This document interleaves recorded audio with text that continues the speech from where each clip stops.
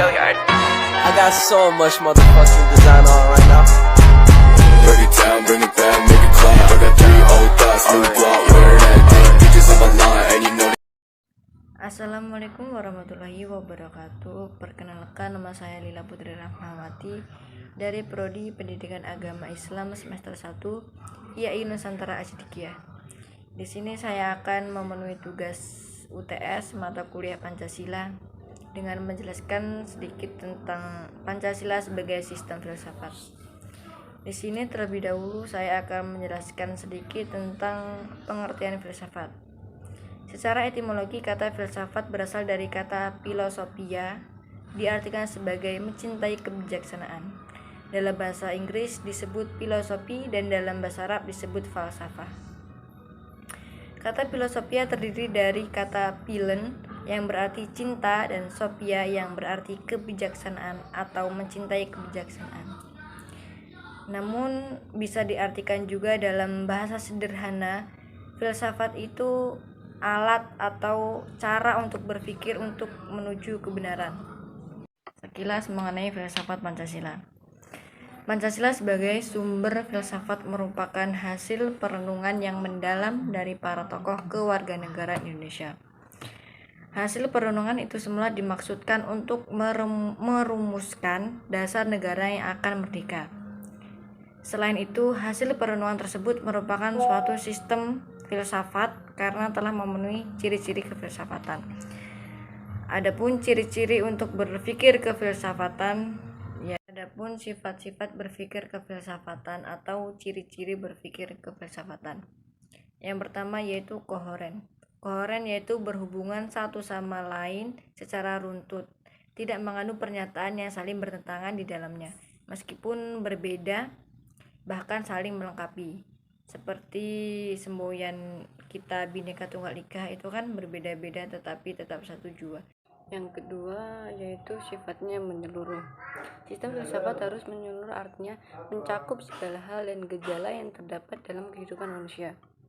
Pancasila sebagai sistem filsafat hidup bangsa merupakan suatu pola yang dapat mewadahi semua kehidupan dan dinamika masyarakat Indonesia. Jadi dia mencakup dalam segala hal apapun. Sifat yang ketiga yaitu mendasar. Sistem filsafat harus bersifat mendasar, artinya suatu bentuk perenungan yang mendalam sampai ke inti mutlak permasalahan, sehingga menemukan aspek yang sangat fundamental.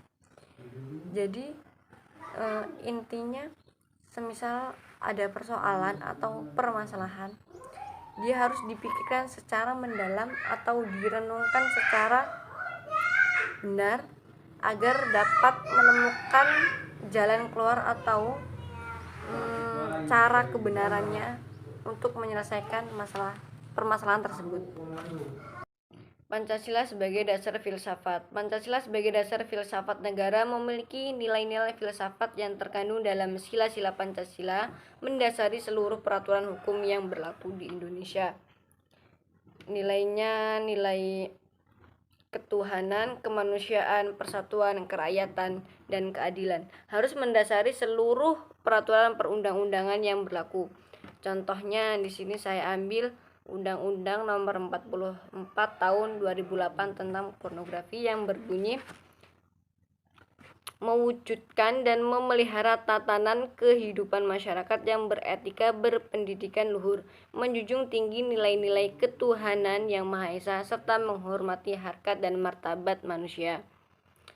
Undang-undang tersebut memuat sila pertama dan kedua yang mendasari pelaksanaannya untuk menolak segala hal atau bentuk pornografi yang tidak sesuai dengan nilai-nilai agama dan martabat kemanusiaan.